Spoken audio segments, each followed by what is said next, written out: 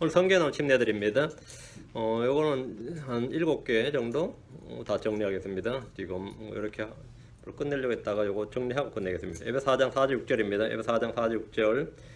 에베소서 4장을 펴시고, 예, 4절에서 6절까지 신절 읽겠습니다. 너희를 부르심에 한 소망 안에서 너희가 부르심을 받은 것 같이 한 몸과 한 성례 있고 한 주와 한 믿음과 한 침례가 있으며 하나님이 계시는 곧 모든 것이 아버지시라. 그분께서 모든 것 위에 계시고 모든 것에 두루 계시며 너희 모두 안에 계시느니라. 여기 한자가 많이 나오죠. 원. 예, 원. 지금 보니까 한 소망, 한 몸, 한 성령, 한 주, 한 믿음, 한 침례, 한 하나님. 이렇게 이제 여기 보면 성경에 나온 침례들인데 원 베프티즘, 한 침례가 있다. 너희에게는 한 침례가 있다. 이렇습니다. 오늘 성경에 나온 침례들에 대해서 공부하겠습니다. 성경에 세례란 없습니다. 한글 개혁 성경이나 현대 본들은 세례가 나오지만 성경은 침례가 있을 뿐입니다. 침례가 있을 뿐이지 세례는 없다. 기도하겠습니다. 은혜는 주 안에 감사합니다. 주께서 함께 도우시고 우리를 보시고 복을 주시고 이 시간 또 주의 말씀을 선포할 때 지혜와 명철을 쏟아부어 주셔서 저희 하나님의 말씀을 잘 듣고 잘 깨닫고 잘 믿고 확신 가운데 갈들어 주실 간구하며 믿음과 결합해서 이 말씀들이 저희 속에서 강력하게 활동하고 역사할 수 있도록 도우실 간구합니다. 아버지 하나님께서 믿음의 영을 더하여 주시고 또 아버지 하나님께서 지혜와 명철과 분별의 영을 허락하여 주시고 간구하고 건전한 생각의 영을 허락해 주시고 전한전한 듣는 자와 함께 모두가 은혜 받게 하시고 우리 주님을 더욱더 사랑하고 기뻐하고 즐거워하는 성도를 되도록 도우실 간구하며 주의 영광과 권능 주의 모든 것을 선하심을 맛보할 수 있도록 도와주십시오. 감사드리며 주의 기도합니다. 아멘. 예. 세례는 위에서 물을 뿌리는 겁니다. 스프링클링, 스프링클 있죠. 세례는 위에서 물을 뿌리는 겁니다. 침례는 사람이 물 속으로 잠기는 겁니다. 사람이 물 속으로 잠기는 겁니다. 베프티즘이죠. 캐톨릭에서는 사제들이 애들이나 신자들의 머리에 물을 뿌려놓고는 침례를 주었다고 하는데 이것은 거짓말입니다. 스프링클을 줘놓고 자기들은 뭐 캐톨릭 신자한테 물어보세요. 침례 받았다 그래요. 침례 받았냐면 다 침례 받았다 그래요. 다 세례 받아놓고 그 사람들은 세례와 침례를 구분하지 않습니다. 그냥 세례 받아놓고 침례 받았다 그러고 또 개신교인들은 그 양심이 있어서 난 세례 받았다 이렇게 말하죠. 세례를 받았다 이렇게 말하는데 세례란 뜻은 씻을 세자입니다. 세례, 레는 이제 예식할 때 예. 세례란 뜻은 씻는 의식, 씻는 예식 이런 뜻입니다. washing ceremonies. 세례란 뜻이 씻는 의식, 죄를 씻는 의식, 죄를 씻는 예식이란 말인데 성경 어디에도 물로 죄를 씻는 일 없습니다. 이건 말 자체가 원천을 틀려먹은 말이에요. 세례는 성경 자체에 죄를 씻는 의식이 있을 수도 없지만 세례는 죄를 씻을 수가 없습니다. 그러면서 이런 세례를 통해서 중생한다는 교리는 대부분의 교회들이 가지고 있는 교리입니다. 세례나 침례는 죄를 씻어주는 것이 아닙니다. 그건 모형입니다. 선한 양심의 응답입니다. 베드로전서 3장 21절 그 일과 동일한 모형과 침례가 예수 그리스도의 부활로 말미암아 이제 또한 우리를 구원하나니 이것은 육체에 더러운 것을 제거하는 것이 아니요 선한 양심이 하나님을 향하여 응답하는 것이니라. 침례는 뭐라는 거죠? 예, 선한 양심이 하나님을 향하여 응답하는 것이니라. 동일한 모형 곧 침례가 침례는 모형이고 선한 양심이 하나님을 향하여 응답하는 것이다. 침례란 침례교에서 행하는 의식이 아니라 성경에서 주께서 우리에게 명하신 것입니다. 침례라는 말은 밥티조라는 이제 헬라에서 나오는데 구약 성경은 한 번도 나오지 않습니다. 여러분 창세기부터 말라기까지 아무리 읽어도 침례란 말을 발견할 수 없을 겁니다. 율법에는 침례에 관한 규정이 없습니다. 침례를 하라든지 침례 이렇게 하라든지 침례 대상은 누구라든지 이런 게 아예 없죠. 유대인들은 목욕의식 일종인 미크바라는 게 있었는데 미크바, 또 믹바라고 하는데 이제 미크바라는 게 있는데 이게 뭐냐면 몸을 물에 담그는 것입니다. 침례와 거의 유사합니다. 그 이제 유대 해당들 같은 데 가면 이게 있어요. 이거 여기도 침례탕이 있네 하면 침례탕이 아니고 미크바라는 건데 의미는 전혀 다릅니다. 이들은 자신의 몸이 부정한 것에 접촉했거나 더러운 일을 했을 때 그 미크바를 행했습니다. 예를 들어서 시체를 만진 유대인이 회당을 가야 된다. 성전을 가야 된다면 이 물속에 갔다 오는 거예요. 근데 여기는 회당장이나 제사장이 잡아다 하는 게 아니라 자기가 걸어서 가서 자기가 걸어서 나와야 돼요. 누구든 손이 닿으면 그런 실격이야. 스스로 걸어다가 스스로 나와야 돼. 스스로 혼자. 예를 들어 시체를 만진 유대인이 몸이 부정하게 되었기에 성계에 들어가기 위해서는 이 미크바를 행해야 했습니다. 이건 성계에 나오는 말씀이 아니에요. 자기들의 의식이에요. 이방인들이나 이교도들이 유대교로 개종할 때도 할례와 더불어 반드시 미크바를 행하도록 했습니다. 이것은 몸의 정화, 정결을 의미하는 일종의 정결의식인데, 이제 교회 사가들은 이것이 이 기독교의 침례가 된 것이 아니냐. 근데 전혀 상관없는, 전혀 헛소리입니다. 전혀 아닙니다. 이것은 모세 율법에 따른 것이 아니라 미슈나라 유대의 구전 율법입니다. 미슈나에 따른 겁니다. 현대 유대인들 역시 개종자들에게 이 의식을 요구합니다. 여자들은 결혼 전이나 이제 결혼 전에 몸을 깨끗하게 한다는 의미에서 결혼 전에 이 미크바를 행했고, 아이를 낳은 뒤에 이걸 행했고, 월경이 지나면 미크바를 행했는데, 이것이 초대 기독교에서 세례가 된 것이 아니냐 이렇게 해석하는 사람들은 이제 그렇게 끼워 맞추는 것이지만 전혀 상관없습니다. 지금도 침례냐 아니면 세례냐 이런 문제로 논쟁하는 애들이 있는데, 이는 참으로 무지한 논쟁입니다. 침례란 의미가 뭐냐면, 침례란 의미가, 기본적인 의미가 옷감을 염색할 때 염료에 있는 그 그릇 있죠. 대야나 그릇. 거기다가 푹 담그어서 염색하는 것. 옷감을 푹 이제 담그죠. 담글 때 뭐 손으로 물론 담글 수도 있지만 막대기 같은 걸로 푹 담글 때 그 속에 옷감을 완전히 담궈서 옷감에 물을 들인단 말이에요. 그게 밥티조입니다. 여러분이 세제를 물 속에 풀어가지고 옷을 그냥 푹 담그는 거 있죠. 그게 밥티조예요. 그게 헬라어로 밥티조인데 영어로는 뵙티즘. 밥티조가 뵙티즘. 발음이 미하죠. 거기도 음력입니다. 한글로는 침례입니다. 펄펄 끓는 물에 여러분이 국수를 하면 살이 딱 집어넣죠. 그것도 밥티조입니다. 끓는 기름에 여러분이 도넛 같은 거 딱 집어넣어서 튀긴다. 그것도 밥티조입니다. 밥티조인데, 세례는 뭐냐면 물을 뿌리는 겁니다. 물을 뿌리는 겁니다. 스프링클럽니다. 물 속에 잠기는 것과 뿌리는 것은 전혀 다른 것입니다. 사람이 받는 침례는 죽었을 때 몸이 흙 속에 완전히 묻히는 겁니다. 흙으로 완전히 덮어버리는 거죠. 그게 침례입니다. 이것은 이제 우리를 뭐라 그러죠? 침례라 부르지 않고 뭐죠? 장례라 그러면 장례. 침례는 즉 장례의 모형입니다. 성경은 한 침례가 있다 이랬습니다. 에베소 4장 4절 6절에 너희를 부르심의 한 소망에서 너희가 부르심을 받은 것 같이 한 몸과 한 성례 있고 한 주와 한 믿음과 한 침례가 있으며, 여기 한 침례가 있으며 한 하나님이 계시니고 모든 것이 아버지시라. 그분께서는 모든 것 위에 계시고 모든 것에 두루 계시며 너희 모두 안에 계시노니라. 여기서 한 침례란 것은 같은 침례란 말입니다. 같은 침례, same baptism, 같은 침례란 뜻이.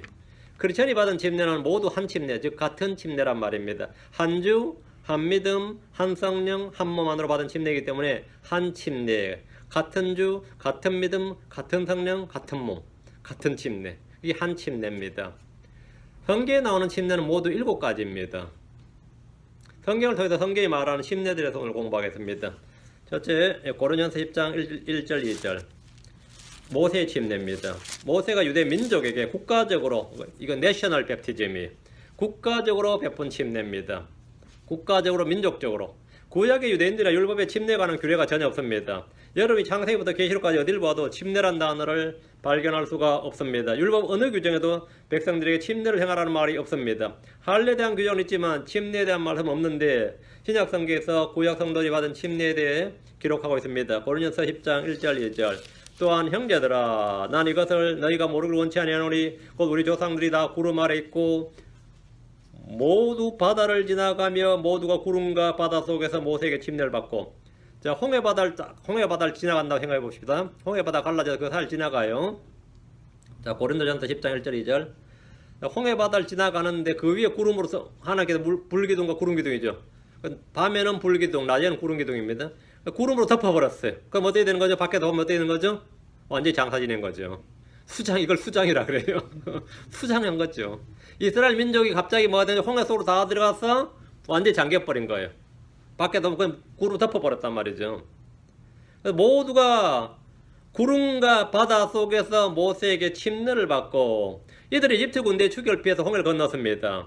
하나님 모세가 손에 든 이 막대기를 바다 위로 내밀라고 하셨습니다. 막대기를 바다 위로 내밀라고 하셨는데, 그때 홍해 바다가 갈라졌고, 백성들은 바다의 물리가 아니라 바다의 한가운데를 지나 마른 땅으로 걸어갔습니다. 위에는 구름기둥이 있었고 양옆은 바다의 물이었습니다. 200만이 넘는 이들이 바다의 물 속에 있었고 그 위를 구름기둥이 덮어버린 모습인데, 이런 이스라엘 민족 전체를 홍해에 완전히 장사 지낸 모습입니다. 이스라엘 민족 하나가 완전히 그냥 홍해 바다 속에 몽땅 빠져 죽은 것 같아요.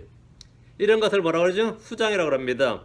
이스라엘 민족은 이집트에서 어린 양의 피를 통해 구원받았고 홍해를 건너면서 침례를 받은 건데, 이 침례가 뭐냐면 이집트 땅에서 죽은 이스라엘이 피로 죽고 여기서 장사 지낸 거예요. 다 장사 지내서요. 고린도서 10장 2절 우리 조상들이 다 구름 아래 있었고 모두 바다를 지나가며 모두가 구름과 바다 속에서 모세에게 침례를 받았고, 이 말씀대로 이들은 모세에게 구름과 바다 속에서 침례를 받았습니다.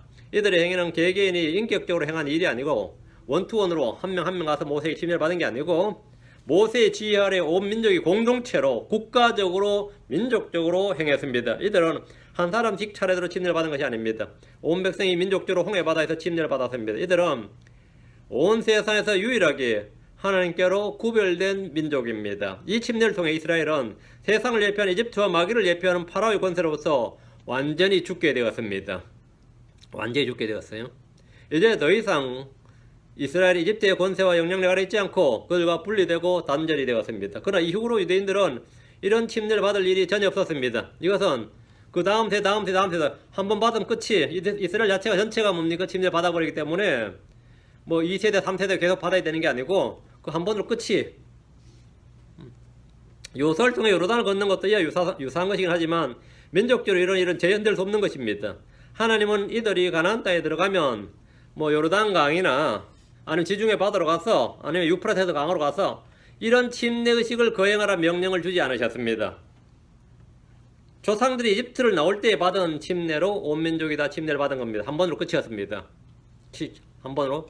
그리고서 1500년이 지나서 유대 광야에서 침례를 받으라는 말이 선포가 되었습니다. 요한의 침례입니다. 유대 광야에서 침례 요한 유대인들이 침례를 선포했습니다.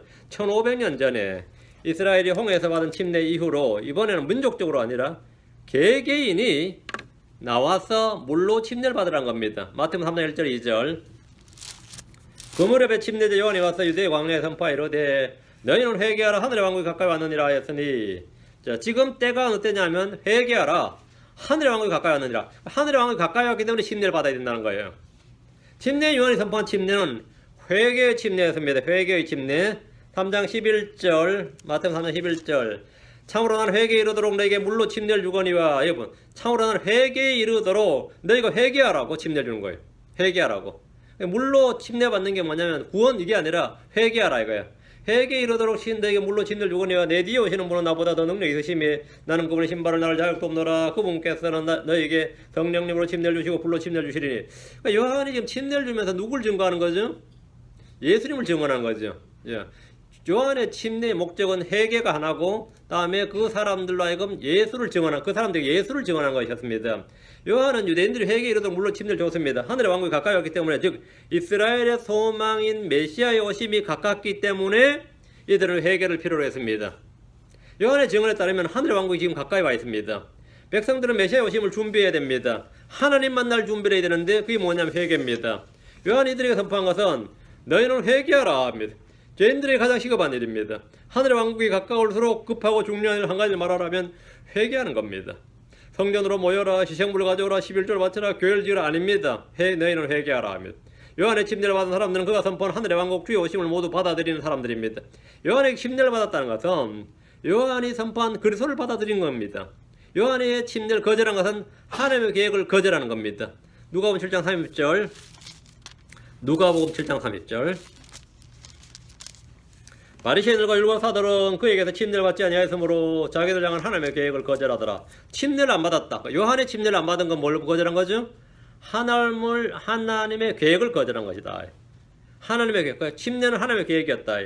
요한이 선포한 침례는 죄들의 사면을 위한 회개 침례고 이것은 유대인들을 향한 하나님의 계획이었습니다. 요한은 물로 침례를 주면서 자기 뒤에 오실 예수 그리스도를 선포했습니다. 요한 1장 31절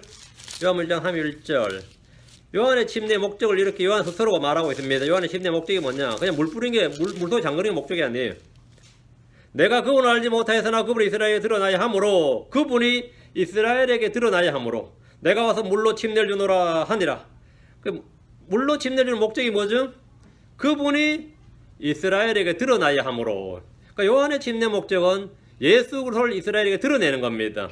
예수 그리스도를 이스라엘에 드러내기 위해서 물로 침례를 줬던 겁니다. 회개하라 하면서 계속 물로 침례를 주면서 그분이 거긴 온단 말이에요. 그럼 요한이 그걸 알아보고 이스라엘에 증언하면 되는 거예요.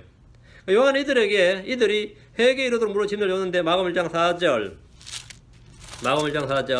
요한이 광야에서 침례를 주고 여기 죄들의 사면을 얻게 하는 회개 침례를 선포하며 죄들의 사면을 얻게 하기 여기 보면 The baptism of repentance 회개 침례죠. For the remission of sins 이랬죠. 이 for라는 단어가 번역이 한국말로 이게 역번마다 다릅니다. 우리는 지금 쭉 풀었었어요. 죄들의 사면을 얻게 하는 회개 침례. 왜 이렇게 했냐면 이 협력력을 왜 우리가 이렇게 번역했냐면 The baptism of repentance for the remission of sin 할까? For the remission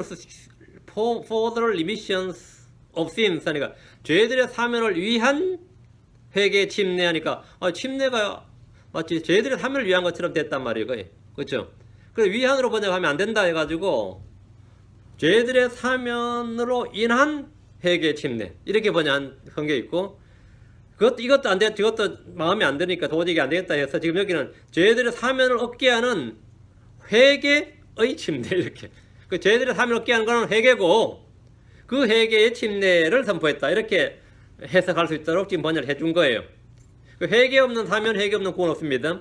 요한은 의의 길을 예비한 전령으로서 백성들이 다가올 하늘의 왕국 곧 예수 그리스도를 영접할 수 있도록 회개를 선포하고 회개의 침례를 줬는데 이것은 죄들의 사면을 얻게 하기 위해서 이 말이에요. 그 죄들의 사면은 다 누구한테 얻는 거죠? 예수 그리스도를 통해서 얻는 거죠.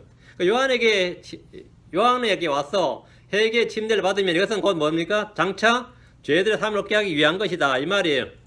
그러면 얻기 위한해도 문제는 안 돼요. 전혀 번역이 전혀 문제 안 되는데 이제 이걸 이제 번역자가 이제 가끔 걱정이 돼가지고 이단에 빠질까봐 또는 걱정이 돼서 요거는 번역보다 좀 해석이 좀 가미된 겁니다. 자, 누가복음 3장 3절 그가 요르단 부근에 온 지역으로 가서 죄들의 삶을 얻게 하는 회개 침례를 선포했는데 우리말로 다 이렇게 번역됐습니다. 지금 죄들의 삶을 얻게 하는 회개의 침례를 선포했는데 그러니까 요한은 회개 침례를 선포하면서 자기에게 침례를 받으러 오는 백성들에게 예수를 선포했고 그걸 증언했습니다. 요한에게 침례 받았다고 해서 죄들의 삶을 얻는 건 아니에요. 요한에게 침례를 받고 그게 하나님이 그들 향한 계획이었으니까 예수를 믿어야 뭐가 되는 거죠? 죄들의 삶을 얻게 돼요. 주님께서 사람의 아들이 땅에서 죄들의 살 수 있는 권능이 있음을 내게 알게 해준다 이렇게 했거든요. 주님께 이제 주님을 믿어야 돼. 예수를 믿어야 돼. 요한이 증언한 예수를 믿게 하는 것 그것이 목적이었다 이 말입니다. 그것이 바로 요한의 침례 목적입니다. 그 두 번째 침례는 요한의 회개 침례, 회개물 침례죠. 세 번째 침례는 예수님이 받으신 고난의 침례입니다. 마태복음 20장 22절 23절 예수님께서 응답하여 이르시되 마태복음 20장 22절 23절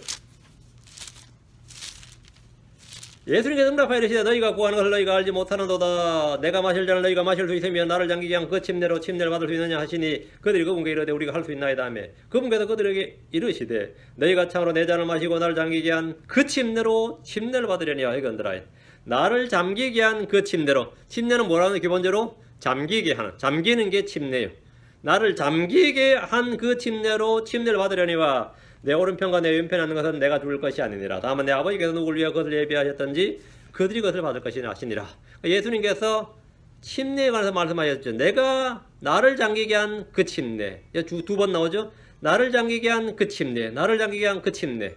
이것은 요한의 물침례나 회개 침례와 전혀 다릅니다. 주님은 제자들에게 이 말씀을 하셨습니다. 나를 잠기게 한 그 침례. 주님께서 받으신 바로 고난의 침례입니다. 앞에 내가 마실 잔이라 말씀에서 주님은 이 잔이 무엇인지 겟세마네의 기도를 통해 보여주셨습니다. 마가복음 14장 36절 이르시되 아바 아버지여 아버지께는 모든 것이 가능하오니 이 잔을 내게 옮기시옵소서. 그러나 내 뜻대로 하지 마옵시고 아버지의 뜻대로 하옵소서 하시고는 이 잔을 내게서 내가 마실 잔이 뭐죠? 아버지께서 예수님께 주신 잔이죠. 그건 뭐냐? 고난의 잔입니다. 이건 죽음이에요. 예수님이 말씀하신 잔, 하나님께서 내게 주신 잔은 십자가의 고난을 말합니다. 요한복음 18장 11절에 그때 예수님께서 베드로에게 이르시되 내 칼을 칼집에 꽂으라. 내 아버지께서 내게 주신 잔을 내가 마시지 아니하겠느냐? 내 아버지께서 내게 주신 잔, 이게 바로 예수님께서 내가 마실 잔이죠. 이게 내 잔, 이게 내가 마실 잔을 너희가 마실 수 있으며 이거예요. 나를 잠기한 그 침례를 받을 수 있느냐? 이랬어요. 제자들이 뭐라고 그랬어요? 뜻은 알든 몰든 일단 할 수 있다 그랬죠. 우리가 할 수 있나이다 이랬습니다. 이들은 주님이 마실 잔이 무엇인지 알지 못했습니다. 이 잔은 고난과 죽음의 잔입니다. 제자를 훗날 모두 고난과 죽음의 잔을 마시게 됩니다. 우리는 그분의 발자취를 따라 걷는 그분의 어린 양입니다. 그렇게 그 잔을 마셨다요. 그리고 그 침례로 신을 받는다. 고난의 침례입니다. 자, 넷째입니다. 사도행전 20장 37절, 38절. 유대인들에게 선포된 침례입니다. 유대인들에 선포된 회개의 침례인데 이건 요한의 침례가 아닙니다. 오순절의 사도들이 유대인들의 복음을 선포한 후에 침례를 받게 했습니다. 사도행전 2장 37절, 38절, 2장 37절, 38절. 이제 그들이 이 말 듣고 마음속으로 찔려 베드로와 나오미 사도들에게 이르되 사람들아 형제들아 우리가 어찌할까 하거늘. 그들이 이 말을 듣고 마음속으로 찔려. 이 말을 듣고 이게 뭘 듣기에 마음에 찔린 거죠? 너희가 예수를 죽였다 이거예요. 너희 살인자다는 거예요. 응? 너희는 살인자다. 그리고 예수 그리스도는 부활했는데 사실은 예수님은 주와 그리스도이신데 너희가 그분을 죽였다 이거야. 그분을 죽였다.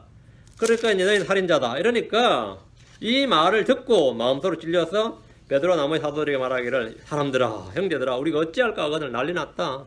우리가 살인자라면 어떻게 되느냐 말이죠. 복음을 들은 유대인들은 자신들이 어떻게 해야 될지 무엇을 해야 할지를 물었습니다.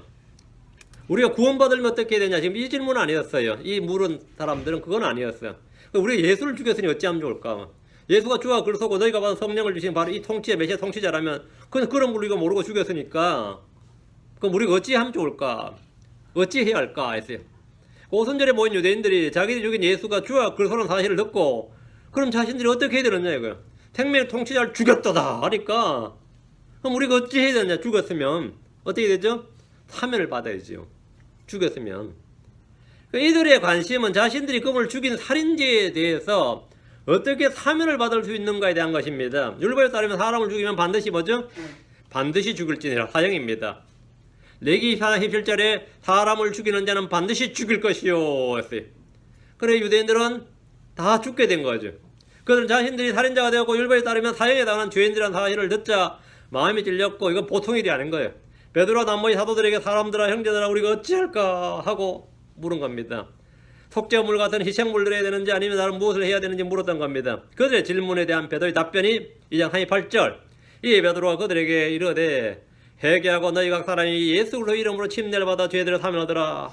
그리하면 너희가 성령님을 선물로 받으리니. 회개하고 너희 각 사람이 예수 그리스도 이름으로 침례를 받아 죄들의 사면을 얻으라. 이것도 for the remission of sins. 죄들의 사면을 위해 예수로 이름 침례를 받아야 돼 있다고요. 그러니까 이게 이거 침례가 구원의 필수 효과이다, 중생의 필수 효과이다 이런 막 주장이 나오기 시작한 겁니다. 이것도 이제 좀 풀어서 버렸어요. 우리 번역에 예수로 이름 침례를 받아 죄들의 사면을 얻으라. 지금 이게 for the remission of sins를 그냥 제일 마지막에 그냥 이 부사고 목적어를 그냥 목적격인데 그냥 서술로 쭉 풀어버린 거죠. 이 구문상은 안 맞습니다. 죄들의 사면을 위한 또 죄들의 사면으로 인해 예수 이름 침례를 받으라 이렇게 명령문을 만들어야 되는데 지금 명령문을 순서를 바꿔놔 버렸어요. 그리하면 너희가 성령님을 선물로 받으리라 이렇게 됐죠. 그러니까 유대인들이 예수님을 죽인 죄에 대해 사면을 받는 방법이 뭐냐 이겁니다. 얘들이 만약 구원을 받는 방법에 대해 물었다면 뭐라 해야 되죠? 주 예수를 믿으라 그러죠. 그래야 너와 내 집이 구원을 받으리라. 이게 정답이죠. 주 예수를 믿으라 이게 답이에요. 아니면 복을 믿으라 뭐 회개하고 복을 믿으라든지 회개하고 예수를 믿으라든지 이래야 되는데 사도 바울은 빌립보 간수의 질문에 그들이 이르되 주 예수를 믿으라 그래야만 내가 구원을 받고 내 집이 받으리라 그랬습니다. 그게 정답입니다. 바울은 베드로처럼 회개하고 주 예수 그리스도 이름으로 침례를 받으라고 하지 않았습니다. 우리는 어떤 사람이 구원의 복을 전할 때 회개하고 침례를 받으라 하지 않습니다. 예수를 믿고 구원받으라고 하는 것이 가장 일반적이고 성경적인 진리입니다. 그런데 베드로는 오순절에 모인 유대인들에게 회개하고 너희 각 사람이 예수의 이름으로 침례를 받아 죄들의 사면을 얻으라 이렇게 말했습니다. 왜 그렇게 하죠? 왜 그렇게 한 거예요? 얘들은 자신들이 예수를 죽인 살인자였고 살인죄에 대한 사면을 받는 방법을 물었기 때문입니다. 사면을 받는 방법. 사도들은 유대에서 반복해서 그들이 예수님에 대적해서 예수님께 행한 죄를 지적을 했습니다. 그 지적한 게 뭐죠? 사도행전 3장 14, 15절 또 계속 지적한 게 같은 말이에요. 너희가 거룩하신 분, 곧 의로우신 분을 부인하고 살인자를 너희에게 달라고 구하여 생명의 통치자를 죽였도다. 이런 살인자 놈들아 이거거든. 응? 그러나 그분을 하나님께서 죽은 자들로 이렇게 하셨으며 우리는 그 일의 증인이니라. 우리가 살인자다. 너희는 죽였도다. 너희는 다 살인자다 이거예요. 그 듣는 유대인들은 어떻게 되는 거예요? 아니다 하면서 그럼 사도들을 죽이든가 아니면 우리는 어떻게 해야 될까 해야 되는 거죠. 그럼 우리가 어떻게 해야 되느냐? 우리 살인자 나도 모르게 사람을 죽였네. 그것도 그냥 죽인 게 아니라 메시아 그리스도 생명 통치자를 죽였다 이거예요. 이 말씀에 따르면 이들은 예수를 죽인 살인자들이고 살인죄에 대한 사면을 받아야 됩니다. 스데반도 역시 똑같이 전했어요. 유대인들에게 이 사도들이나 이 스데반이나 유대인들의 복음 전할 때는 항상 이게 들어가요. 사도행 7장 52절. 대언자들 중에서 너희 조상들이 핍박하지 않은 자가 누구였느냐? 사도행전 7장 52절. 그들은 그 의로우신 분의 오심을 미리 보여준 자들을 죽였고 이제 너희는 그분을 배반하여 넘긴 자요 살인자가 되었나니. 뭐라고요? 너희는 살인자다. 완전히 건수 잡힌 거죠. 이 살인자 놈들아 뭐 이래 된 거예요. 살인자가 되었 너희는 살인자가 되었다. 너희는 그분을 배반하여 넘긴 자요 살인자가 되었나니 하니까 살인자가 된 유대인들은 이 사실을 인지하는 즉시 뭔가를 해야 되는데 이들이 한 일이 바로 사도행전 2장 38절입니다. 뭐죠? 회개하고 너희 각 사람이 예수로 이름으로 침례를 받아 죄들의 사면을 얻으라. 이것은 이방인들이 구원받는 방법을 말한 것이 아니라 유대인들이 예수를 죽인 살인자들로서 그 살인죄, 살해자, 그 살인자들로서 죄를 사면받는 방법입니다. 그 살인죄를 사면받는 방법이에요. 요한이 전한 회개의 물침례와 달리 이 침례는 회개하고 예수 그리스도 이름으로 침례를 받아야 됩니다. 예수 그리스도 이름으로 침례를 받아야 돼요. 이것은 유대인들이 예수를 죽인 죄들의 사면을 받는 방법으로 주어진 침례입니다. 사도행전 2장 39절 다시 잘 이해하셔야 됩니다. 제가 이 부분에 제대로 설교하고 이해하는 분을 제가 본 적이 없어요. 거의. 사도행전 2장 39절. 이 약속은 너희와 너희 자손과 멀리 떨어지는 모든 사람 곧 우리 주 하나님께서 부르신 모든 사람을 향한 것이니라 하고 잘 보세요. 이 약속은 너희와 이스라엘이죠. 너희 자손과 이스라엘입니다. 멀리 떨어지는 모든 사람 그건 뭐죠? 이방 땅에 흩어져 있는 유대인들을 말하는 겁니다. 다 이스라엘이에요. 그 주 우리 하나님께 부르실 모든 사람을 향한 것이니라 하고 너희 자손은 유대인들이다 말이에요. 멀리 떨어지는 모든 사람이랑 각지에 흩어져 있는 유대인들인데 지금 오순절에 모여들었어요. 지금 예루살렘 모여들었어요. 침례 요한은 이스라엘에 예수 그리스도를 드러내기 위해서 물로 회개 침례를 줬고 베드로는 그들이 십자가에 못 박아 죽인 예수님이 그리스도였다. 주요 그리스도란 사실을 드러내기 위해서 물로 회개 침례를 준 겁니다. 둘 다 이스라엘 민족 유대인들에게 주어진 회개 침례인데 예수가 누구인지를 드러내기 위해서 그게 요한. 너희가 죽인 예수가 그리스도였다. 이게 베드로예요. 그 같은 물침례입니다. 회개 침례. 그 사도행전 2장에서 베드로의 선포는 이스라엘에게 선포한 겁니다. 이들은 이렇게 함으로써 뭘 받았다? 성령을 선물로 받았습니다. 그리하면 너희가 성령을 선물로 받는다. 그렇게 하면. 만약 여러분이 이렇게 하면 성령을 선물로 받는 것이 아니라 지옥에 떨어집니다. 여러분 이렇게 하면 안 돼요?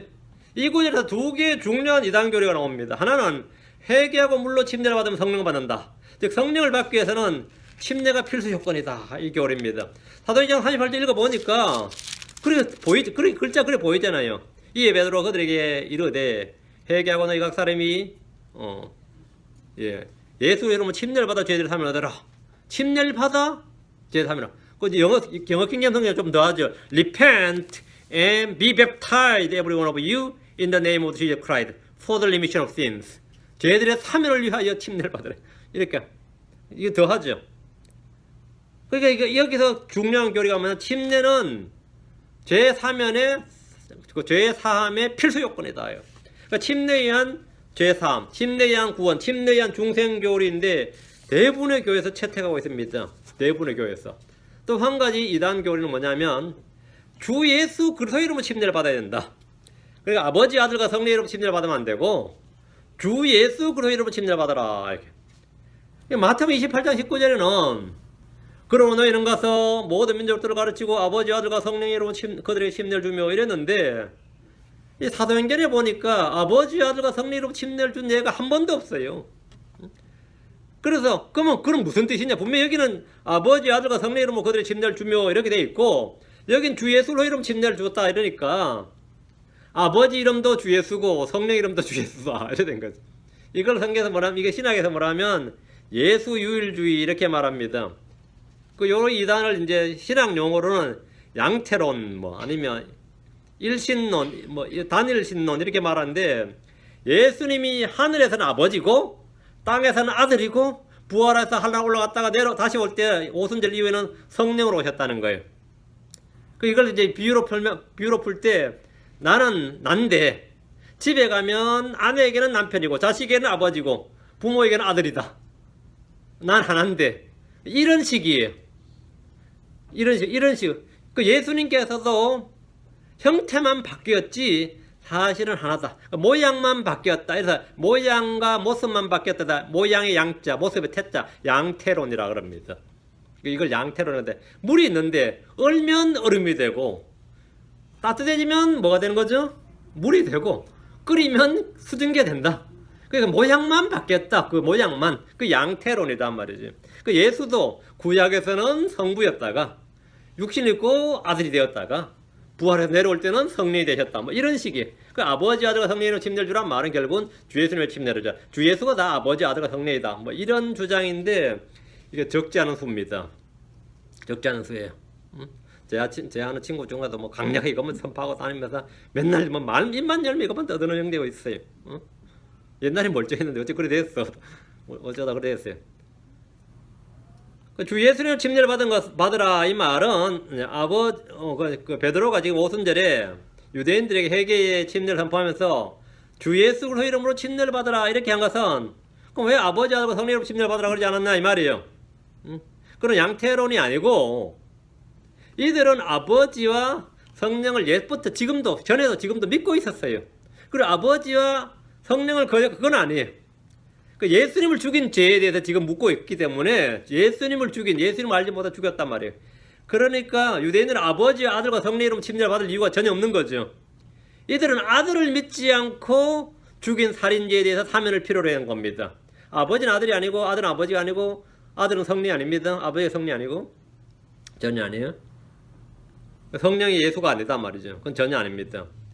이들은 아들을 믿지 않고 예수를 믿지 않고 죽인 살인죄에 대해서 사면을 필요로 했다요. 이방인들은 우리가 구원을 받으려면 뭘 해야 됩니까? 주 예수를 믿으면 되죠. 주 예수를 믿으면 됩니다. 그들이 이르되 주 예수를 믿으라 그리하면 내가 구원을 받고 내 집이 받으리라 하며 침례란 말 언급조차도 없습니다. 복음을 믿은 뒤에 물로 침례를 받으면 그는 시원한 양심의 응답이에요. 끝이. 우리는 예수 이름 침례 그런 거 없단 말이죠. 전혀 다른 이야기입니다. 이들이 왜 주 예수 그리스도 이름으로 침례를 받았느냐? 왜 침례를 받아라? 회개하라 주 예수 그리스도 이름으로 침례를 받아라. 그리하면 너희가 성령을 선물로 받으리. 이 말은 그렇게 하면 성령을 선물로 받아요. 그렇게 하면.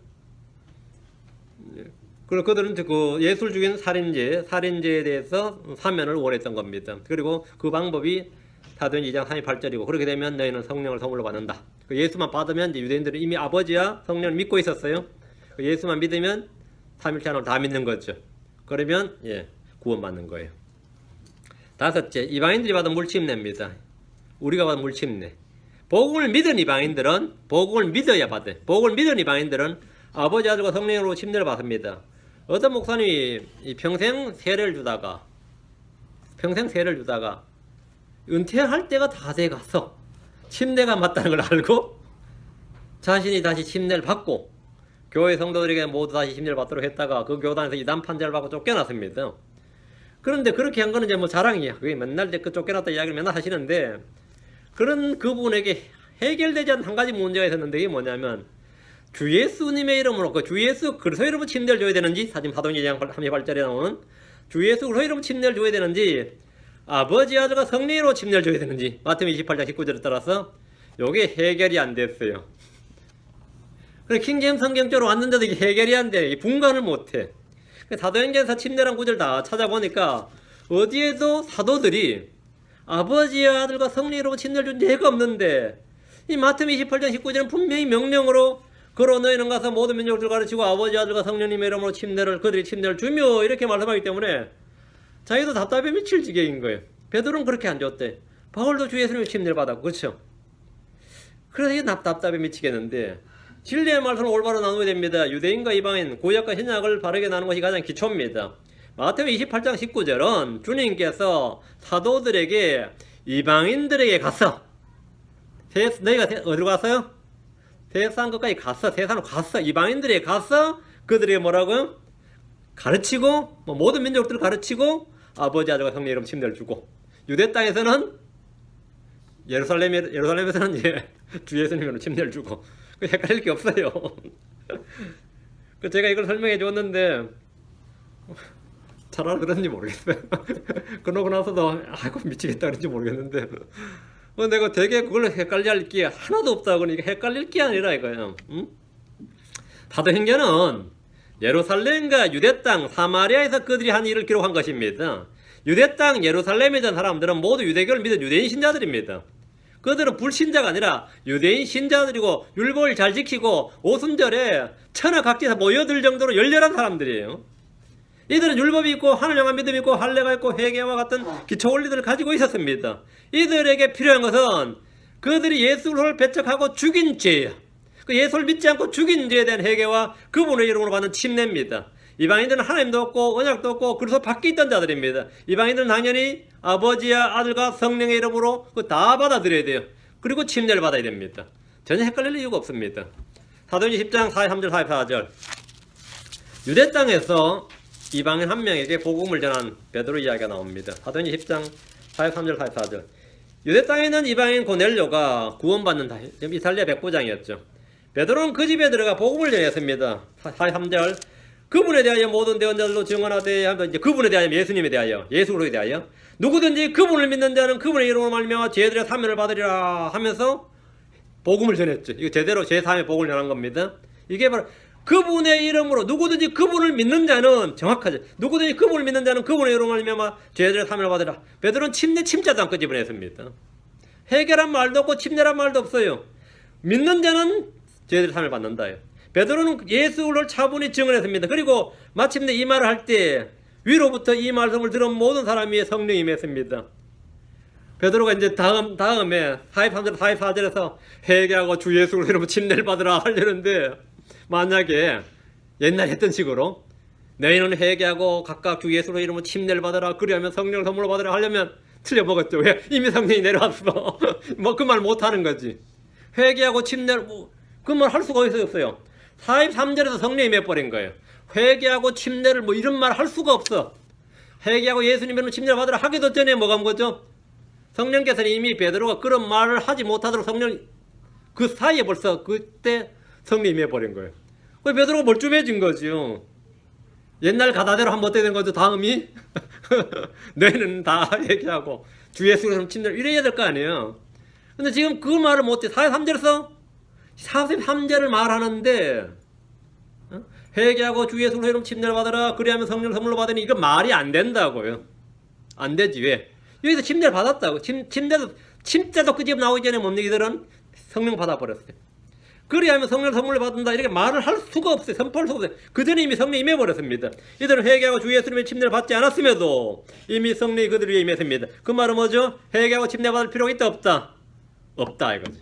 회개하고 주 예수로 이름 침례를 받을 필요가 있다 없다? 없다. 그 사도행전 2장 37절 38절은 고넬료에게는 해당 사항이 전혀 없는 거였죠. 왜? 이 사람은 유대인이 아니었습니다. 자 44절 사도행전 10장 44절 베드로가 지금 이 말들을 할 때 성령님께서 말씀을 들은 모든 사람이 임하시며 이 말을 할 때에 이 말 하고 났어도 아니고 이 말을 할 때에 그 베드로는 다음 말을 마음속에 침례를 받으라 하고 싶었다 하더라도 물론 뭐 성령 충만한 가운데 이런 말 안 했겠지만 설령 가정해서 너희는 예수 이름 침례를 받으라 할 수 있어요 없어요? 못하죠. 베드로는 이방인들 위해 성령이 임할 줄은 생각조차 못했습니다. 침례도 안 받았고 예수 이름은 침례도 안 받았고 회개하라 말도 안 했는데 벌써 지금 뭡니까? 누구든지 그분을 믿는 자는 하니까 믿는 자가 성령 받는구나 이거예요. 이들이 침례를 받으라는 말을 할 수가 없었던 겁니다. 사도행전 2장에서 오순절에 베드로가 유대인들은 회개하고 주 예수님의 이름으로 침례를 받기 전까지 성령이 임하지 않았습니다. 이방인 고넬료와 그 집안 사람들은 말씀을 들을 때 믿는 자들 위해 성령이 임했습니다. 이들은 성령을 받은 후에 침례를 받았다요. 47절 48절 이들이 침례를 받고 나서 침례를 받으면 성령 받는 게 아니다 말이죠. 전혀 아닙니다. 이들이 우리와 마찬가지로 성령을 받았으니 누가 물을 금하여 이들이 침례를 받지 못하게 하겠느냐 하고 그들에게 명령하여 주 이름으로 침례를 받게 하니라. 그때 그들이 그에게 며칠 동안 머물 것을 정하니라. 성령 받고 나서 침례 받죠. 성령을 받아야 침례 받는 게 지금 우리 크리스찬들입니다. 성령을 받은 후에 물로 침례를 받는 거예요. 물로 침례 받고 성령 받는 거 아닙니다. 물 침례는 구원이나 죄 사함의 요건이 아니다 이 말입니다. 베드로는 주 예수의 이름으로 하지 않았고 주의 이름으로 침례를 받게 했습니다. 주의 이름으로 침례를 받았다. 중요합니다. 주의 이름으로. 마태복음 28장 19절. 마태복음 28장 19절. 그로 너희는 가서 모든 민족들을 가르치고 아버지와 아들과 성령의 이름으로, 여기 이름으로 언더라인, 아버지와 아들과 성령의 이름으로, 단수입니다. 성령의 이름으로, in the name of, 아버지 아들과 성령의 이름들로 아니고 성령의 이름으로 그들에게 침례를 주며, 아버지 아들과 성령의 이름은 하나입니다. 그 하나가 뭐냐? 단수인데 하나가 뭐죠? 아버지의 이름, 성령, 아들의 이름, 성령의 이름, 하나로 다 통하는 하나가 있습니다. 그게 뭐죠? 주입니다. 주, the Lord입니다. 주, 만군의 주, 아버지죠. 주 예수 그리스도. 그 성령은, 그 영은 주시니라. 주는 그 영이시니라. 주 성령, 주입니다. 그러니까 아버지와 아들과 성령의 이름으로 그들에게 침례를 주면 뭐죠? 주의 이름을 주는 거예요. 예수는 주이십니다. 아버지는 주이십니다. 성령은 the Lord, 주이십니다. 고린도서 3장 17절에 이제 주께서는 그 영이시니 주의 영이 계신 곳에는 거기에는 자유가 있느니라. 주께서는 뭐라? 그 영이시니. 주께서는 the Lord is the Spirit. 주께서는 그 영이시다. 그러니까 아버지 아들과 성령의 이름으로 단수죠. 하나죠. 그게 뭐라? 주의 이름으로 옵니다. 주의 이름으로 침례를 받는다는 것은 정확히 아버지, 아들, 성령의 이름으로 침례를 주는 겁니다. 우리는 모두 다 주의 이름으로 침례를 받습니다. 베드로가 주의 이름으로 침례를 주라. 그러면 이 말은 뭐죠? 예, 하나님 아버지, 하나님이신 주 예수 그리스도, 하나님이신 주 성령입니다. 그럼 이건 이제 간단히 풀렸고, 설마 안 풀린 사람 없겠죠? 자, 마태복음 3장 11절, 12절. 불침례입니다. 마태복음 3장 11절. 참으로 나는 회개에 이르도록 너에게 물로 침례를 주거니와. 처음 해서요, 요한은 물침례입니다. 내 뒤에 오시는 분은 예수님이죠. 나보다 능력이 더 있으시며 나는 그분의 신발을 나를 자격도 없느니라. 그분께서는 너에게 성령으로 침례를 주시는 침례 주체가 누굽니까? 요한도 아니고 사도도 아니고 누구죠? 그분께서는, 고넬료에게 성령으로 침례를 주신 분이 누굽니까? 그분께서는 너에게 성령님으로 침례를 주시고, and, 고가 and입니다. 주시리라. 그리고 또 불로 침례를 주시리라. 요한은 물로 침례를 부었습니다. 그렇죠? 침례를, 요한은 물로 다는 머리에 침례를 부었어요. 예수님은 성령님으로 침례를 주시고 불로 침례를 주시는 분입니다. 복음을 듣고 주 예수를 믿는 자들에게는 성령님으로 침례를 주십니다. 복음을 믿지 않고 주 예수를 거부하는 자는 불로 침례를 주십니다. 그 믿는 자는 성령님과 불로 침례를 받는 것이 아니고, 믿는 자는 성령님으로 침례 하나 받습니다. 믿지 않는 자는 성령도 받고 불로 침례 받는 게 아니라 불침례 하나 받습니다. 이 계획성에 쓰시는 분은 성령과 불로 침례를 받으리니 하니까 믿는 자가 성령과 불 두 개로 침례 받는 줄 아는 경향이 있습니다. 그는 뭐 독혈액의 문제이기도 하지만 제가 볼 땐 성경 교사들의 문제예요. 목사들이 자꾸 강단에서 성령과 불로 침례를 준다고 하면 이걸 한 개 자꾸 묶어버리니까 신자들은 뭐라고요? 성령과 불로 침례를 받는다 이렇게 생각합니다. 동시적으로 아니면 떨어져서 제가 성령과 불로, 성령 침례 받아 내가 불 침례를 아직 못 받았어요. 그런 거 받을 일 없어요. 그런 거 있을 수 없지만 어쨌든 그런 사람이 있어요. 예수님은 성령님으로 침례를 주시고 불로 침례를 주시는데, 복음을 듣고 믿는 자 빌리버에게는 뭘 준다고? 성령님으로 침례를 주시고, 언빌리버는 불로 침례를 주신다고. 예, 은사주의 교회나 오순절 운동을 하는 교회 목사들 중에는 불침례가 성령 침례라고 주장하면서 강단에서 이 불 받으라고 막 고함을 질러요. 어떤 사람은 어느 집회에서 불 받았다, 뭐 기도하다가 불을 받았다, 뭐 마음이 뜨거워졌다가 아니라 몸이 뜨거워졌다잖아. 몸이 뜨거워졌다. 응?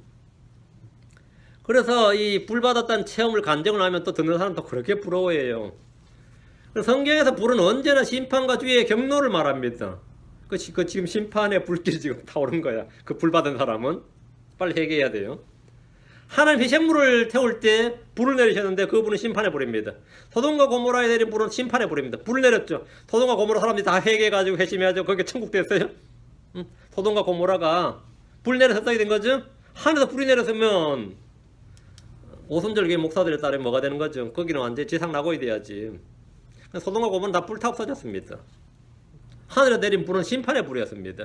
제단의 희생물들 위에 내린 불은 우리의 죄와 저주를 대신한 것들 위에 쏟아진 심판의 불입니다. 그건 경노의 불입니다. 엘리야가 하늘에 내린 불들로 제단의 희생물을 태웠습니다. 그건 뭐죠? 심판의 불입니다.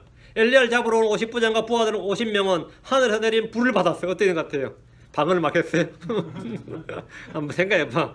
50부장하고 부하들이 불 받아서 막 방언해서 엘리 앞에서 그것도 2번이나 다 불 다 죽었습니다. 다 죽었어요. 하늘 위에서 하늘로부터 불이 내리면 어떻게 된다고요? 그건 죽습니다. 그건 죽어요.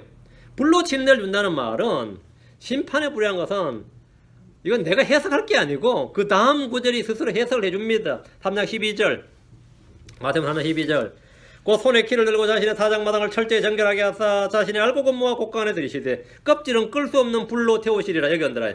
껍질은 끌 수 없는 불로 끌 수 없는 불 unquenchable fire everlasting fire 뭐죠? 지옥불이죠. 끌 수 없는 불로 태우시라. 그들의 불도 꺼지지 아니하고 이 말이잖아요. 껍질은 끌 수 없는 불로 태우시라. 이게 뭐냐? 불침입니다. 불 속에 담그는 거. 이게 불침례예요.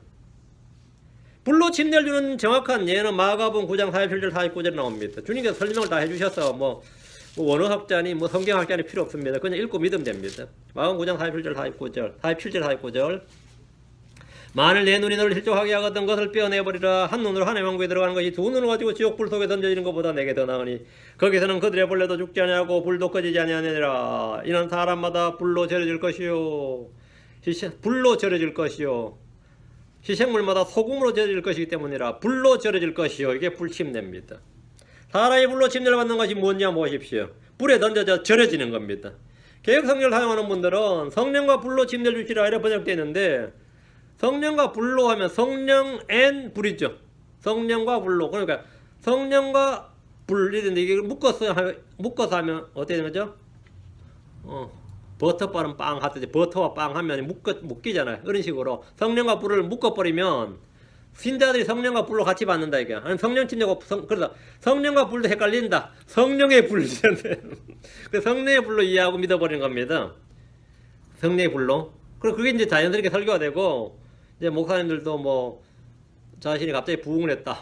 옛날에 별 볼일 없었는데 어느 날 갑자기부터 막 교회가 막 커지고 부흥하면 뭐라 그러냐면 하나씩은 한 간증이 제가 성령의 불을 받았습니다. 그때부터 설교가 바뀌었습니다. 뭐 불을 받았더니 그때부터 뭐 어떻게 됐다. 이런 간증을 참 많이 합니다. 그 성령의 불을 받았으니까 이제 지옥 본래는 많이 모으게 된 거죠. 그래서 10,000명, 10만 명 다 이제 그 불지옥에 떨어뜨리려고 그런 거죠. 성령의 불 받으면 큰일 나는 겁니다. 둘째 사망에 던져진 이들은 모두 불로 침례를 받는 겁니다. 둘째 사망에 던져진 자들은 불로 침례를 받는 거다. 계시록 갑니다. 계시록 21장 8절 그러나 두려워하는 자들과 믿지 않는 자들과 가증한 자들과 살인자들과 음행을 삼는 자들과 마법사들과 우상 숭배자들과 모든 거짓말쟁이들은 불과 유황으로 탄 호수에서 자기 몫을 받으리니 이것은 둘째 사망이니라. 자, 불과 유황으로 타는 호수 이게 불침례입니다. 여기서 믿지 않는 자들은 지옥에 떨어지는데 그것이 불침례입니다. 훗날 정죄의 부활로 일어난 뒤에 다시 심판을 받아 불로에 던져지는데 이 역시 불침례입니다. 그러니까 영원 세계로 들어가지 못하면 천년왕국에서 영원 세계 사이에 백보자 심판했죠. 그 천년왕국에서 영원 세계로 들어가지 못하는 자들은 다 어디 간다고요? 예, 둘째 사망. 이 불호수로 들어가는 거예요. 여호와의 증인들 몰몬교 안식교 얻은 것 같은 많은 이단들은 이 문자적인 지옥불은 없다. 이런 플레이스, 이런 장소는 없다. 이런 공간 없다고 주장하지만 이들은 거기 가서 지옥의 실체를 알게 될 겁니다. 평생 없는 줄 알았더니 와보니까 그 지옥이 있네. 하나님가 확실히 가르쳐주는 거예요. 체험 현장이지. 우리 주 예수님은 지옥을 상징적, 비유적, 은유적인 어떤 장소로 말씀하신 것이 아니고 문자적인 실제 장소로 말씀하셨습니다. 단 한 번도 주님은 비유로, 은유로 말씀하지 않았어요. 상징으로 아닙니다. 문학적 표현으로 아니에요. 실제 장소로, 공간으로 지옥을 말씀하셨다. literal hell입니다. literal fire예요. 마태복음 10장 28절에 몸은 죽여도 혼은 능히 죽이지 못하는 자를 두려워하지 말고 오직 혼과 몸을 다 능히 지옥에서 멸하시는 분을 두려워하라. 멸하시는 분을 두려워하라. 지옥은 불이 있는 고토의 장소입니다. 지옥은 마귀와 그의 천사들을 위해 예비된 영존한 불입니다. 지금 이 세대에 우리들은 성령으로 침례를 받지 않으면 누구든지 성령으로 침례를 받지 못하면 이 세대에 그런 사람 누구든지 불로 침례를 받습니다. 그 성령으로 침례를 받든지 불로 침례를 받든지 둘 중에 하나면 주님께서는 성령으로 침례를 주시고 또 어떤 사람은 불로 침례를 주십니다. 일곱째 이제 성령 침례입니다. 에베소 4장 5절인데 자 고린도서 12장 3절부터 보죠. 고린도서 12장 3절 13절이네. 고린도서 12장 13절 성령 침례는 그리스도인이 될 때 받는 침례로 영적 침례입니다. 우리 주 예수께서 우리에게 주신 침례인데 고린도서 12장 13절 우리가 유대인이나 이방인이나 매인자나 자유론자나 모두 한 성령에 의해 침례를 받아 한 몸 안으로 들어왔으며 여기 모두 한 성령에 의해 침례를 받아 언더라인 한 성령에 의해 침례를 받아 이게 성령 침례입니다. 한 몸 안으로 들어왔으며 그리스도라는 몸 안으로 왔죠. 모두가 마시게 되어 한 성령 안으로 들어왔느니라. 그리스도 안으로 들어왔다 성령 안으로 들어왔다 같은 표현입니다.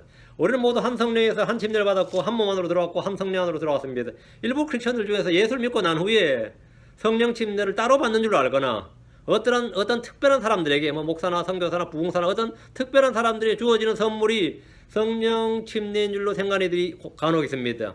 성령 침례는 성령의 선물이 아니라 크리스천이라면 예 없이 모두 다 받는 겁니다.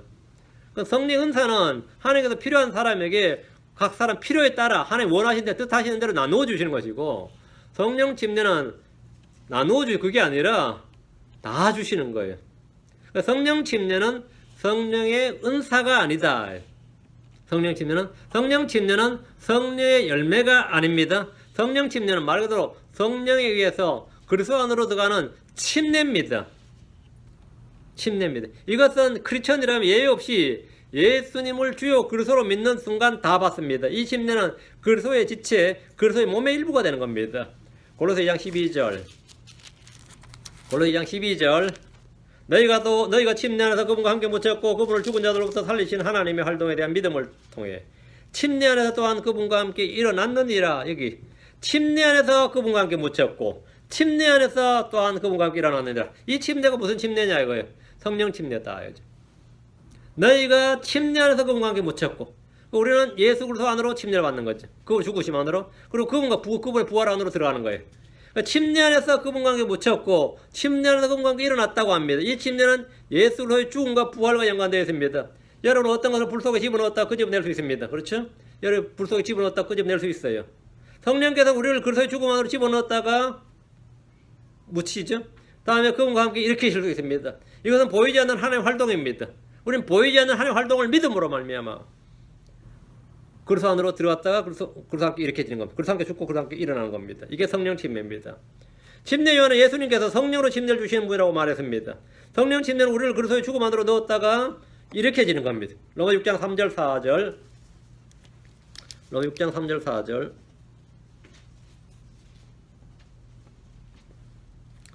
예수 그리스도 안으로 침례를 받은 우리가 다 그분의 죽음 안으로 침례를 받은 줄 너희가 알지 못하느냐. 죽음 안으로 baptized into the death. 죽음 안으로 침례를 받았다. 그러므로 우리가 죽음 안으로 침례를 받아 그분과 함께 묻혔나니 침례를 받으니까 묻히는 거죠. 집어넣었으니까 이제 완전 묻히는 거잖아요. 그분과 묻혔나니 이것은 그리스도께서 아버지 영광을 힘입어 죽은 자들로 일으켜진 것 같이 우리도 생명의 새로움 속에서 걷게 하려 함이니라. 우리도 같이 그렇게 생명의 새로움 속에서 다시 일으켜지는 겁니다. 그리스도와 함께 이렇게 했어요.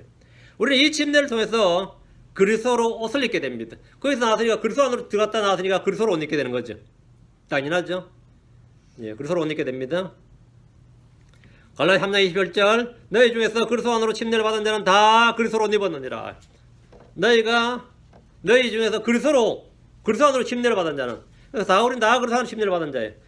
다 그리스도로 옷 입었느니라. 다 그리스도 안으로 다 그리스도로 옷 입었느니라. 이 침례를 통해서 우리는 그리스도의 몸의 일부 지체가 된 겁니다. 성령의 사역이 뭐냐? 이겁니다. 성령의 사역이 우리를 그리스도의 죽음과 함께 죽게 하고 그분과 함께 묻히게 하고 이게 안 보이죠. 보이지 않는 하나님의 활동이에요. 보이지 않는 하나님의 활동입니다. 그리고 그분과 함께 일으키시는 겁니다. 자, 고린도전서 12장 27절 고린도전서 12장 27절 이제 너희는 그리스도의 몸이요 개별적으로 지체니라. 이제 너희는 그리스도의 몸이요 개별적으로는 지체니라. 왜요? 그리스도 안으로 들어갔으니까요. 에베소 5장 3절에 우리는 그분의 몸과 그분의 살과 그분의 뼈들에 속한 지체들이니라. 우리는 이 침례를 받기 위해서 기도할 필요가 없습니다. 예, 우리는 다 이 침례를 이미 받았습니다. 다 받았느니라. 다 입었느니라. 이거죠.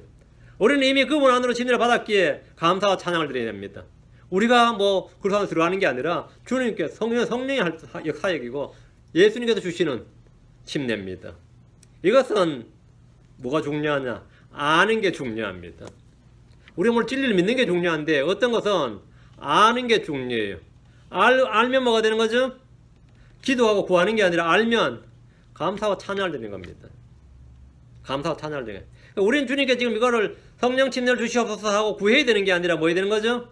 성령 침례를 받은 것에 대해서 감사와 찬양을 드리는 겁니다. 감사와 찬양을 드리는 거예요. 아는 것이 중요한 거예요. 성경을 통해서 내가 알고 그것을 믿으면 됩니다. 그거는 예, 여러분이 감사와 찬양이 입술의 열매가 되는 겁니다. 그것이 영적 희생물입니다. 오늘은 이렇게 성경은 7가지 침례, 성경은 침례란 단어들이 나올 때 여기 어느 침례에 해당되는 거 이렇게 보시고 대부분 이제 크리스천에게 영적 침례죠. 네, 영적 침례인데 그리스도로 받은 침례인데 어느 침례에 해당되는 거 하고 이렇게 보시면 됩니다. 그리고 침례와 세례는 전혀 같지 않다. 그리고 그래서 엉뚱한 뭐 세례 받아놓고 뭐 됐지 뭐 이러면 그거는 여러분이 한마디로 엉뚱한 계좌에다가 송금하고 뭐 난 보냈다 그런 거 똑같고요. 엉뚱한 걸 해놓고 엉뚱한 주소 적어놓고 왜 안 오지 하는 거 똑같아요. 그런 거는 아주 잘못된 겁니다. 여러분이 정확하게 진리를 알고 그 진리의 지식에 따라서 말씀에 따라서 여러분이 믿고 알고 행하고 그렇게 해야 됩니다. 네, 기도합시다. 은혜로운 주 안에 감사합니다. 함께 오신 여러분이 복을 주시고 주영을 충만케 하시고 제가 지금 요즘 성경의 기초적인 진리들을 하나 점검하고 또 배우고 있습니다. 아버지 하나님께서 은혜를 많이 베풀어 주시고 이 교회 모든 지체들에게 마음속에 이 하나님의 말씀이 확고하게 진리의 틀이 교리의 틀이 잘 갖추어지고 또 뿌리 내리도록 인도하여 주시길 간구하고 하나님께서 지혜와 계시를 넣어주시고 깨닫는 마음을 허락하여 주시고 명철을 부어주시길 간구합니다. 아버지 저희가 아는 것만큼 또 믿는 만큼 행할 수 있도록 선한 믿음의 열매들을 허락하여 주시고 성령께서 우리 안에서 강력하게 활동하여 주시고 또 효과적으로 일하셔서 아버지 하나님께서 기뻐하신 빛의 열매들 의의 열매들이 가득 맺히도록 인도해 주시길 간구합니다. 제 입술에서 입술의 선한 열매들 맺히게 하시고 감사와 찬양이 끊임없이 흘러나오도록 해주시기를 원합니다. 저희 행위로도 의의 열매들이 가득하게 해주시기를 간구합니다. 사랑 아버지 하나님께 은혜 베풀어 주십시오. 이 교회 모든 지체들에게 우리가 주의 종이란 주의 제자들 주 예수 그리스도 같은 지체들 하나님의 아들들이란 그런 선한 증거들 열매들이 드러나게 해주십시오. 감사드리며 주의 성기도합니다. 아멘. 아멘. 예.